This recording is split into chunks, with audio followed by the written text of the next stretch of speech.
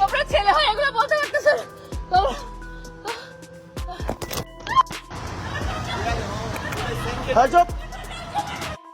মাঝরাতে জনপ্রিয় টিকটকার মামুন মদ খেয়ে তার স্ত্রী লায়লাকে মুখমণ্ডলে মোবাইল দিয়ে আঘাত করে বাসা থেকে রাস্তায় বের করে দিয়েছেন। অতঃপর তার স্ত্রী লায়লা ফেসবুক লাইভে এসে সব গোপন তথ্য ফাঁস করে দিয়েছেন। দর্শক জানিয়ে রীতিমতো সোশ্যাল মিডিয়াতে চলছে চরম সমালোচনা। এই দেখেন মদ খেয়ে আমার চেহারা আমি চিনতে পারতেছি না, রাস্তায় বসে আছি, মোবাইল দিয়ে মেরে আমাকে কি করছে। তার স্ত্রী লায়লা জানিয়েছেন মামুন তার ফেসবুক পেজ এবং টিকটক অ্যাকাউন্ট সবকিছু ডিলিট করে দিয়েছেন। দর্শক কেঁদে কেঁদে সব গোপন তথ্য ফেসবুক লাইভে এসে ফাঁস করেছেন মামুনের স্ত্রী লায়লা।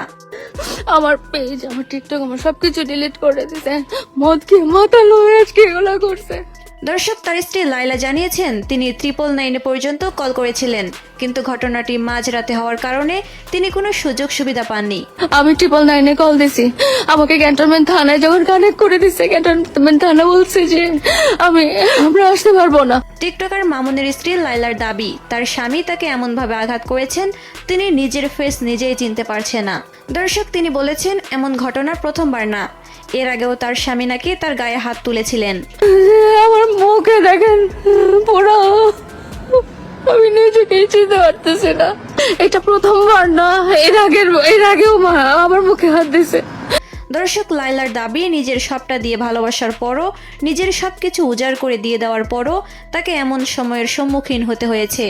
পর্যাপ্ত ভালোবাসার পরও প্রতিদান হিসেবে এমন আঘাত সহ্য করতে হয়েছে। দর্শক মামুনকে এবং মামুনের পরিবারকে লোভী বলেও আখ্যা দিয়েছেন লায়লা। এত আদর করার পরে, এত যত্ন করার পরে, এত কিছু অর্জন করার পরে আমি প্রতিদানে এইসব পাইছি। ওরা লোভী। তিনি জানিয়েছেন দিনের পর দিন তাকে এমনভাবে টর্চার করা হয়, তাকে ব্ল্যাকমেইল করা হয়। বাড়িঘর, সম্পত্তি এবং বিপুল পরিমাণ টাকার জন্য মদ খেয়ে মামুন তার স্ত্রীর সাথে এমন ঘটনা ঘটিয়েছেন।